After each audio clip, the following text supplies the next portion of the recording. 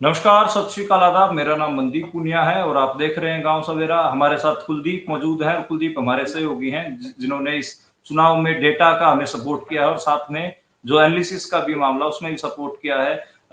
जो हरियाणा का विधानसभा चुनाव है उसकी जो आज वोटिंग होनी थी वो खत्म हो चुकी है। शाम 5 बजे तक का एक आंकड़ा 61% का था और शाम 6 बजे का एक अलग आंकड़ा है। अभी फाइनल जो वोटिंग का परसेंट है वो भी हम आपको बताएंगे, उसका भी अभी आना बाकी है। और एक मोटा-मोटा ये जो लाइव हम कर रहे हैं, जो ये वीडियो बना रहे हैं कुलदीप के साथ, ये जो अलग-अलग एग्जिट पोल्स हैं उनको डिस्कस करने के लिए बना रहे हैं और साथ में ये कि किसकी सरकार बनने जा रही है। हमारा भी एग्जिट पोल है और अभी तक जो वोटर टर्नआउट है वो 5 बजे तक का ही आंकड़ा जो है वो दिखा रहा है ईसीआई पे, लेकिन हम कोशिश करेंगे कि वो बाकी भी बता पाए।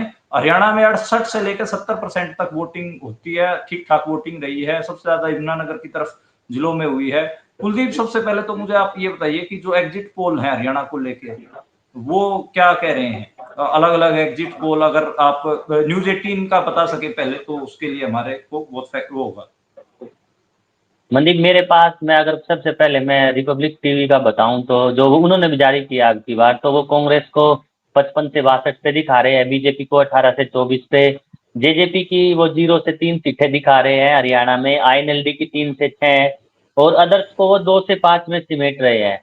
उसके बाद अगर मैं बातचीत करूं ईवीपी एबीपी सी वोटर्स का जो डाटा है, एबीपी सी वोटर्स कांग्रेस को 57 पे दिखा रही है, बीजेपी को 27 पे, जेजेपी की वो जीरो सीटें दिखा रही है, आईएनएलडी को भी 0 सीटें दिखा रही है और अदर्स के खाते में वो 6 सीटें डाल रही है।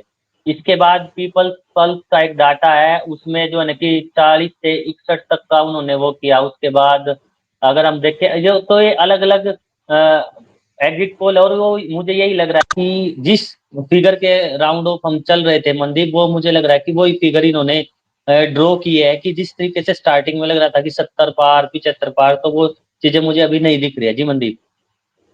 अच्छा, मेरे को जो जो जिस आज मैं रेड माइक के साथ एग्जिट पोल कर रहा था उससे कुछ पहले, तो रेड माइक पे हमने जो एग्जिट पोल दिया है वो 55 प्लस कांग्रेस को दिया है और 22-23 सीटें बीजेपी को दी हैं, 4 से 5 सीटें इनेलो को दी हैं और 5 से 6 सीटें इंडिपेंडेंट यानी कि निर्दलीय उम्मीदवार जीत सकते हैं। ये एक मोटा मोटा डाटा है और शाम 5 बजे तक 61% वोटिंग हो चुकी थी और कल सुबह तक हमें पता चल जाएगा कि टोटल कितनी परसेंट ऑफ वोटिंग हुई है। ये एक मोटा मोटा है। बाकी आज कई जगह से घटनाक्रम भी हुए हैं। मैम में बलराज कुंडू के कपड़े फटे हैं। जी कैप्टन योगेश बराकी के ऊपर आरोप लगे कि वो बूथ कैप्चर करने की कोशिश कर रहे थे। इसके अलावा भी बहुत सारी घटनाओं की जिक्र हुआ है। कुलदीप, आपको एक मोटा मोटा अगर मैं आपसे जानना चाहूंगा, आप डाटा के लिए हमें असिस्ट कर रहे थे, खबरें भी लगातार देख रहे थे, ये चुनाव के मुद्दे क्या रहे हैं हरियाणा में? अब की बार लोगों ने किस किस हिसाब से वोट किया है?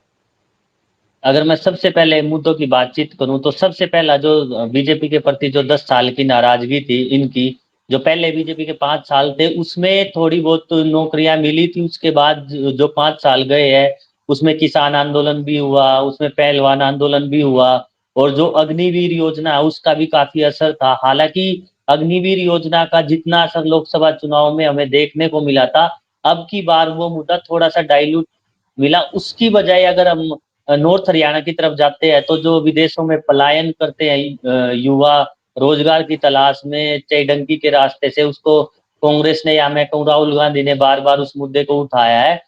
तो बेरोजगारी का सबसे बड़ा मुद्दा रहा हरियाणा में, क्योंकि पिछले लंबे समय से दोनों पार्टियां क्लेम कर रही है कि 2 लाख के पद 2 लाख के आसपास पद खाली है। तो रोजगार, जवान, किसान और पहलवान, ये मुद्दे सबसे ज्यादा अच्छा हावी रहे हैं कुलदीप, मनदीप। मैं मुद्दों के लिए आपको रोक रहा हूं। आपने सही मुद्दे बहुत किसान, पहलवान, नौजवान, ये एक ऐसी कैसेट है जो लगातार लोग सुन रहे हैं। लेकिन बिल्कुल। मैं आपको तब तक वीआईपी सीटों के जो 10 वीआईपी सीट है उनका वोटिंग परसेंट बता देता हूं। जो लाडवा सीट है, नायब सिंह सैनी जहां से चुनाव लड़ रहे थे, जिसको कहा जा रहा था कि नायब सिंह सैनी फंसे हुए हैं, वहां पर शाम 6 बजे तक 70% पोलिंग हुई जी है। आदमपुर जी भव्य बिश्नोई जहां से चुनाव लड़ रहे थे, 72.9% पोलिंग हुई है शाम 6 बजे तक। अम्बाड़ा कैंट अनिल विज जहां से चुनाव लड़ रहे थे, चित्रा सरवारा का चुनाव का जो काफी उठा पिछले दिनों में, और 64% वहां पे पोलिंग हुई है। तो शाम जो अनिरुद्ध वर्सेस श्रुति की लड़ाई थी 62% शाम 6 बजे तक। हिसार की सीट सावित्री जिंदल वाली 57% शाम 6 बजे तक। जुलाना जहां से विनेश फोगाट चुनाव लड़ रही थी वहां पर 69.8 यानी कि 70% के करीब ही शाम 6 बजे तक पोलिंग हुई है। उचाना दुष्यंत चौटाला वाली सीट 67% वहां पर पोलिंग हुई है। सिरसा गोकुल सेतिया और गोपाल कांडा वाला करीब 59.2 पोलिंग हुई है। अटेली राव आरती वाला 66% पोलिंग हुई है। गढ़ी सापला किलोई जहां से भूपेंद्र हुड्डा चुनाव लड़ रहे थे 61% पोलिंग हुई है। ये वीआईपी सीटों का हाल है। अगर इन पे आप बताना चाहें कि कौन सी सीट पे किसको आपको एज दिख रही है तो आप बता दीजिए एक बार 10 सीटों का। आप नायब सिंह सैनी की सीट से शुरू कर दिए और उसके बाद इन 10 सीटों का बता दीजिए कौन आगे आपको दिख रहा है।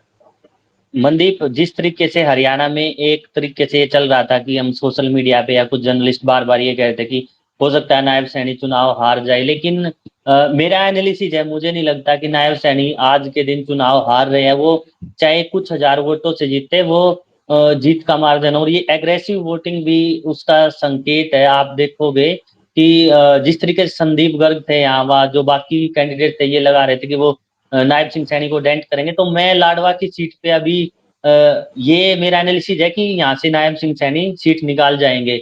और आपने तोशाम की बातचीत की, तो तोशाम तो वो सीट है जो बिल्कुल फंसी हुई सीट है। यहाँ से अभी अनुमान लगाना, मैं ये कहूँ कि श्रुति चौधरी जीत रही है या अनिरुद्ध चौधरी जीत रही है, अभी थोड़ा सा मुश्किल है, क्योंकि शशि रंजन परमार कितना डेंट किया होगा उन्होंने बीजेपी को, उस पर डिपेंड करेगा। और मुझे नहीं लगता, क्योंकि लास्ट के 2 दिनों में जो वोटिंग हुई है वो बाईपोलर इलेक्शन रहा है बिल्कुल, वो कांग्रेस और बीजेपी के बीच में तगड़ी फाइट रही है।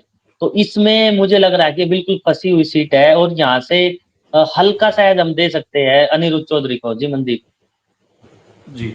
और इसके अलावा इसके अलावा आप इसके सीट अलावा सीट कौन सी? हिसार का आदमपुर और सिरसा और ऐसे ही एलनाबाद हो गई या फिर सीएम सैनी की अंबाला कैंट, ये ऐसी सीटें हैं जिन पे रोचक मुकाबला है। लगभग आपने कवर किया है। कोई और सीट अगर हम बता पाए तो हम आपको कोशिश इस, करेंगे। बाकी तो निर्दलीय किस किन किन सीटों पे आगे हैं वो थोड़ा थोड़ा बता दीजिए। जैसे आपकी जो गृह सीट है गन्नौर, वहां पे बिल्कुल क्या देवेंद्र कादयान का चुनाव खड़ा हुआ है? बिल्कुल बिल्कुल, मैं आज गन्नौर विधानसभा के जो सबसे पहले जो जीटी रोड के और जो रेलवे लाइन के बीच में जो शहर है गन्नौर शहर में, मुकाबला है देवेंद्र कादयान के और कुलदीप शर्मा के बीच में। लेकिन जैसे ही आप रेलवे लाइन क्रॉस करके गोहाना की तरफ जाएंगे, जहां सबसे ज्यादा जाट वोटर है, आप देखोगे 30,000 के आसपास गन्नौर में जो जाट वोटर्स है, तो उन्होंने एक तरफा वोटिंग की है देवेंद्र कादयान के लिए। और खदरा बेल्ट जिसको बार बार लेकर चर्चा में रहा था गन्नौर में, तो उसने, मैं जब उनके सभी गांव में घूमा, मुझे शुरू में लगा कि हो सकता है कुलदीप शर्मा किसी अच्छे मार्जिन में होंगे, लेकिन वहां से भी देवेंद्र कादयान एक तरफा जो है कि चुनाव जीत रहे हैं। तो मेरा अनुमान ये है कि निर्दलीय उम्मीदवारों में अगर कोई सबसे ज्यादा मार्जिन की जीतने वाली सीट होगी तो वो मनदीप गन्नौर हो सकती है, और देवेंद्र कादयान यहाँ से 10,000 प्लस वोटों से यहाँ से जीत रहे हैं। अच्छा। और उसके अलावा पुंडरी की जो सीट है जहाँ से सतबीर भाना है, वो जीत रहे हैं। और उसके अलावा मैं बातचीत करूं, जैसे आपने सिरसा की बात की थी गोकुल सेतिया की, तो वहां से वो जीत रहे हैं। और एलनाबाद की मैं बातचीत करूं, जो एलनाबाद के बारे में आपने कहा, क्योंकि एलनाबाद भी बहुत कोर्ट सीट थी, वहां से अभय सिंह चौटाला और भरत सिंह बेनीवाल के बीच में कड़ा मुकाबला हुआ, लेकिन यहाँ से मुझे लग रहा है अभय चौटाला सीट निकाल ले जाएंगे। जी मनदीप। जी, अब मैं एक बार ये सूचना दे देता हूँ आपको कि हरियाणा में आज चुनाव की वोटिंग के दौरान 21 जगह पे बवाल हुए, जिसमें नूह में पथराव हुआ, लाठी डंडे चले, पूर्व एमएलए के कपड़े भी फटे। इसके यमुनानगर की जगाधरी विधानसभा में भी फर्जी वोटिंग का मामला आया, वहां पे भी हुआ मामला। सोनीपत में भी विवाद हुआ। पंचकूला में भी भाजपा और कांग्रेस के जो समर्थकों के बीच कास हुई। फतेहाबाद में भाजपा और इनेलो बसपा के कैंडिडेट के बीच विवाद हुआ। जो फतेहाबाद में जो सुनैना चौटाला हैं उनके बीच में, और बीजेपी के दुड़ाराम चौधरी के प्रत्याशी के बीच में विवाद देखने। नारनौल में जस्सी पेटवाड़ और कैप्टन अभिमन्यु के समर्थकों के बीच मारपीट हुई। खांडा खेड़ी गांव में ये हुआ। नांगल चौधरी में भाजपा समर्थकों और कांग्रेस समर्थकों के बीच विवाद हुआ। मैन में कांग्रेस समर्थकों ने कई घटनाएं करी, उसमें एक तो बलराज कुंडू कपड़े फटने वाला ही है, और बीजेपी के समर्थकों के साथ भी घटनाक्रम हुए हैं। जगाधरी में बूथ नंबर 184 के ऊपर हंगामा हुआ दोपहर के टाइम पे, और पुलिस वालों ने 2 लोगों को हिरासत में भी लिया है। एसपी डीसी मौके पे पहुंचे थे। गोहाना में विवाद हुआ। इसके अलावा नारनौंद के खड्डा गांव की जिक्र हो चुकी है। वह पंचकुला में भी इसराना गांव के इसराना सीट के नोरा गांव में बूथ नंबर 28 के ऊपर भी विवाद हुआ और गाड़ियों में तोड़फोड़ हुई है। कुरुक्षेत्र की पेवा सीट के ऊपर मुर्तजापुर गांव में भी हुआ है, बूथ नंबर 152 के ऊपर तनातनी रही। नांगल चौधरी, कलायत, तोशाम, भवानी खेड़ा के पालुआस गांव के बूथ नंबर 231 पर जो कांग्रेस समर्थक 500 के नोट बांटे जाने का वीडियो वायरल कर रहे हैं, वो एक मामला है। हालांकि इस पे कई और भी चीजें हैं। चरखी दादरी में भी रामलवास गांव में घटनाक्रम हुआ है। मतदान का बहिष्कार किया गया रामलवास गांव ने। और रेवाड़ी के जो कांग्रेस प्रत्याशी हैं चिरंजीव राव, उनके पिता कैप्टन अजय यादव गांव लिसाना में गांव वासियों के साथ उनकी बहस हुई। करनाल में भी इंद्री में 4-5 लोगों के साथ मारपीट हुई है। खेड़ी मानसिंह गांव का मामला है ये। पानीपत में चाकू चल गया। और फतेहाबाद में भी हंगामा हुआ। फतेहाबाद का मैं बता चुका हूँ। सोनीपत, हिसार में भी हुआ है। और इसके अलावा महेंद्रगढ़ के नांगल चौधरी में धोखेरा गांव में भी हुआ है। रोहतक के मैन में हो गया, और जींद में बूथ कैप्चरिंग के आरोप योगेश बरागी के ऊपर लगे। तो ये 21 टोटल घटनाएं हैं जो मैंने नोट डाउन की थी, ये आप लोगों तक रखी हैं। इसके अलावा मेरे हिसाब से चुनाव का जो एक मोटा मोटा हमने सर्वे आपको बता दिया, एग्जिट पोल्स बता रही हैं। हमारा खुद का एग्जिट पोल है, वो 55+ कांग्रेस की कह रहा है, और 22 से 23 बीजेपी की कह रहा है, 4 से 5 इनेलो की कह रहा है, और 5 से 6 इंडिपेंडेंट कह रहा है। कुलदीप इसमें कुछ आप जोड़ना चाहें, कोई और बात आपको लगता है, किसी और एग्जिट पोल का आप जिक्र करना चाहें?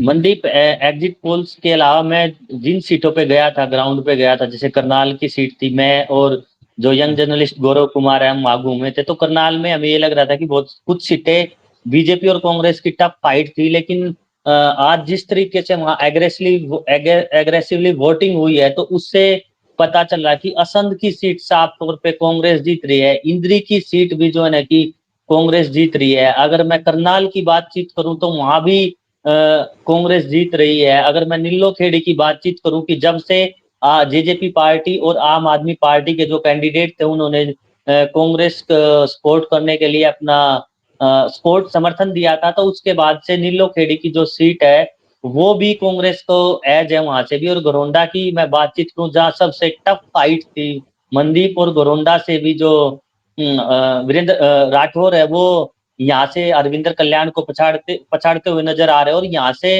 हालांकि जीत का मार्जिन बिल्कुल कुछ हजार वोटों का रहेगा, लेकिन यहाँ से भी हम देख सकते हैं कि वो जीत रहे हैं। अगर मैं पानीपत आऊं करनाल के बाद, तो पानीपत की अगर मैं रूरल सीट की बातचीत करूं, तो पानीपत रूरल में महीपाल ढांडा जीत रहे हैं। बाकी सभी सीटों पे आप देखोगे कि कांग्रेस जो है कि वहां जीत रही है मनदीप। जी जी, शुक्रिया कुलदीप हमारे साथ जुड़ने के लिए। और एक मोटा मोटा आकलन हम एक हिसाब से कर चुके हैं, और दोबारा से जुड़ेंगे, और कल एक बार फाइनल वोटिंग परसेंट आ जाए, उसके बाद एक बार सिलसिलेवार भी बातचीत करेंगे। नंबर आप याद रखिए, 55+ कांग्रेस और 22-23 बीजेपी, और 4 से 5 पे इनेलो, और 5 से 6 पे इंडिपेंडेंट। और इसके बाद 8 तारीख को जरूर हम लोग जुड़ेंगे और आपको ऐसे वीडियोस बताते रहेंगे। देखने के लिए शुक्रिया। शुक्रिया कुलदीप। शुक्रिया मनदीप।